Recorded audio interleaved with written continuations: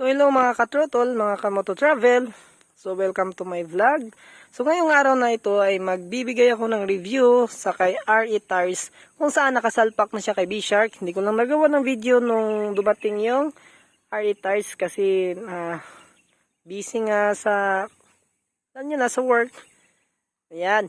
So ayan, ngayon ay magbibigay tayo ng review about sa RE Tires kung saan mahigit 3 weeks ko nang nagamit kay B-Shark, no? So sa RE Tires na ito ay never pa ako na aksidente or na split sa daan, no? Okay naman siya. Sa performance okay naman. Kaya silipin natin ang kanyang gulong. So pasensya na lang mga ka-throttle, no? Kasi sobrang dumi ni B-Shark sa ngayon. Hindi ko pa siya nalinisan kasi maulan. So ayan, makikita nyo mga ka-throttle. Ito yung R8 8090.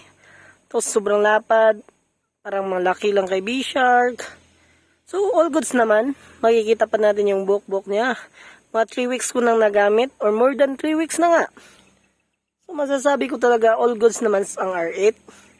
Kaya sa susunod siguro gagawa natin ng review pag mga 1 month na siya nagamit or after 1 month.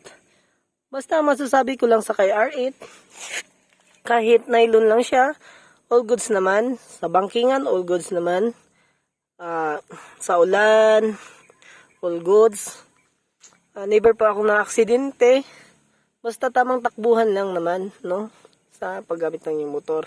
So, ito makikita nyo, ang 8090 nila ay parang malaki, no? Ang laki talaga. Parang naninibaguhan ako eh. So, ayan lang. So, makikita natin. Ayan.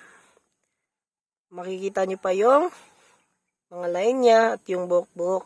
3 weeks gamit ko na to ha, mga ka-throttle, no? So, ayun, wala pa akong aberya, wala pang nangyari sa akin sa RE Tires na ito. Sa murang halaga, all goods naman yung performance na ibibigay niya sa inyo, no? Kaya kung gusto niyo gumamit ng RE Tires, siguraduhin nyo lang na tamang takbuhan lang din ang gagawin nyo sa motor niyo. Ang mga takbo ko lang is 80-90, ganyan. Hindi na ako tumatatak ng mga 100. Kasi alam nyo na, hindi na banat si Manoy. So, ayun lang naman ang masasabi ko sa RE Tires. Ngayon, after 2 weeks kong nagamit, malapad pa. Hindi pa yung sobrang na-damage na. Kasi sa ibang video yung nakikita ko after 3 weeks, may damage na yung gulong. Or parang nagisi na. Or parang